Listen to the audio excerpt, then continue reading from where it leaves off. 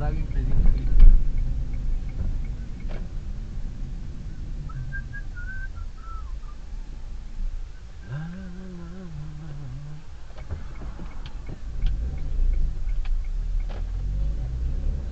Иван да го вземем, да го закараме до центъра на просветата.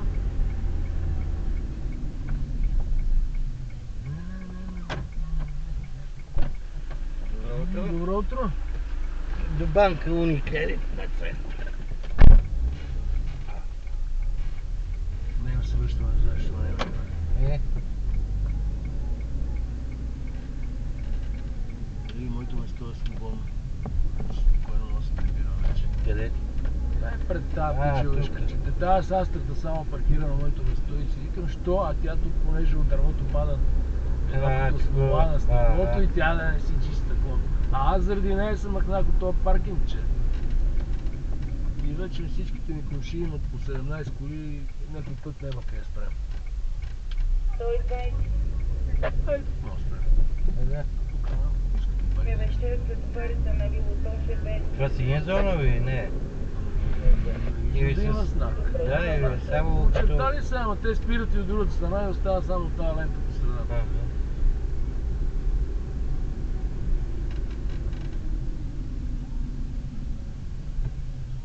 Викам на тия колегите, да си махнем на стоянката да преместиме колите, това да мине с тази пръскокачка, да издърпа малко мизерията.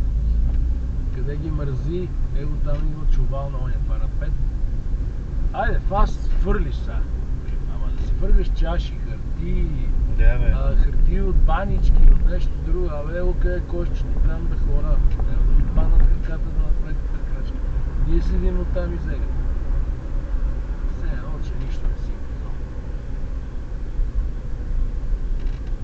Тук не беха копали. Шмари била. Тие са почнали. Била уж. Шива и няма. Тежко крие. Те са предлагали още по-рано да почнат. Ама кмета нещо ги е излъгал предишния. Не знам кой там. Те са правили някакво допитване. Нали преди годините, като са взели местото още тогава. Колко жители има града? Той казал 60 хиляди. 60, на времето са били 70, па станаха 40, па станаха 30, това са 24. Последната статистика, даже не, 17 хиляди българи, 24 хиляди от германците. Какво ви трябва статистика? Аз 2007 или кога, само както събориха театъра, нали? И го бе изчистил и от отломките, нали? И тогава идвах на шефката ми с мъжа и, нали? Той тогава беше заместник кмет по строителство, нали? Защото долу са набити едни пилони много дълбоко. Да, там е фулено яко материал. И уния искаха, нали, за пила тогава се говореше. Че искаха да ползват, да видят как са основите, да могат колко такова да ги ползват. Това е било 2007, нали, съм мерил тогава за била. 2007 или 2008, тук някъде беше. Така го съборих. Може и 6-та да е било, и кога. Не знам, някой беше взел това и добре, че купи някакви техники и тъмън струши всичко, такова е добре, че поне извадил железото да е предал нещо там, да си е избил някой лев. Оказа се, че отдолу под това има улица, която